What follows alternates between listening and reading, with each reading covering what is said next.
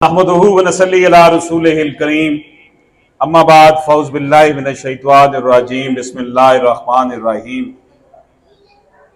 कभी जो तेरे दिल से जमाल मुस्तफ़ा गया, कभी जो तेरे दिल से जमाल मुस्तफ़ा गया, खुदा गवाह हाथ से तेरा खुदा गया। मोहब्बतों की बज़्म में मोहब्बतों की बात कर, तू शहद शहद हलावतों की बात कर। ये बू जहल की कौन तुझे हरकतें सिखा गया। कभी जो तेरे दिल से जमाल मुस्तफ़ा गया, खुदा गवाह हाथ से तेरा खुदा गया। मुसलमानाने आलम इस वक्त जिस हुमागीर ज़वालो इनतात का शिकार हैं, अफसोस की बात है कि जब तक कोई इंसान जिंदा रहता है तो हम उसकी कदर नहीं करते। जैसे ही वो लहर में उतार दिया जाता है तो हमें फिर उसकी याद सतानी शुरू हो जाती है। जितना दुख का इजहार हम किसी के मरने के बाद करते हैं, अगर उससे 10% भी मोहब्बत उसके सामने कर ली जाए जब तक वो जिंदा होता है, तो यकीन जानिएगा हमारा ये माशरा गुलो गुलजार बन जाए।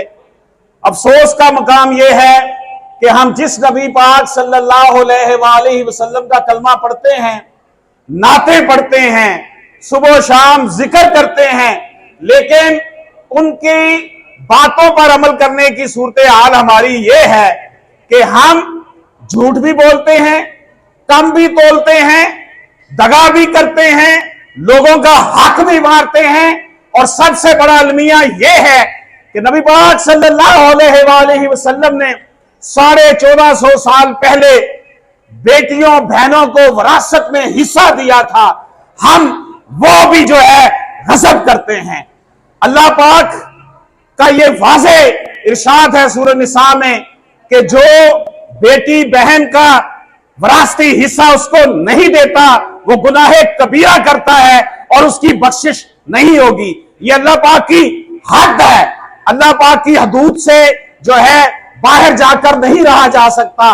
इसलिए हम अपनी जिंदगी की जो इनफरादी और इज्तमाई जो हमारी अकीदतों का मरकज़ो महवर है वो नबी पाक सल्लल्लाहु अलैहि वसल्लम की जात है।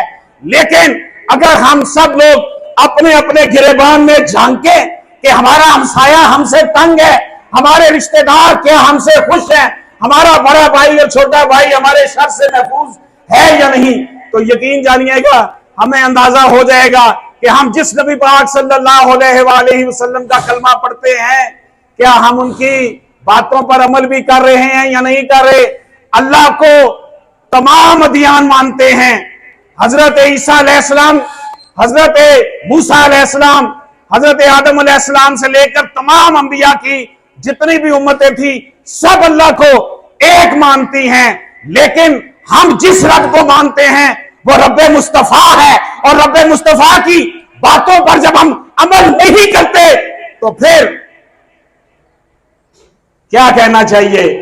क्या हम मुसलमान हैं कि हमारा हमसाया हमारे शर से महफूज नहीं, हमारी बेटियां जो हैं वो उनको हम विरासत में से हिस्सा नहीं देते, हम झूठ बोलते हैं, दगा करते हैं, अपने 10 रुपए की खातिर दूसरे को 1000 रुपए का नुकसान देते हैं। वहां रहे तो किसी ने हंसकर बात न की, चले वतन से तो सब यार हाथ मलने लगे। जब तक कोई जिंदा होता है तो हम उसकी कदर नहीं करते और बाद में आहें भरते हैं। काश हम अपने छोटों से अपने बड़ों से मोहब्बत करने वाले बन जाएं और नबी पाक सल्लल्लाहु अलैहि वसल्लम के सच्चे उम्मती बन जाएं। ये जो लेपा टोपी है, ये आंसू बहाना किस काम का, जब हमने अल्लाह के अहकामात पर ही अमल ना किया, कुरान पाक पर ही अमल ना किया।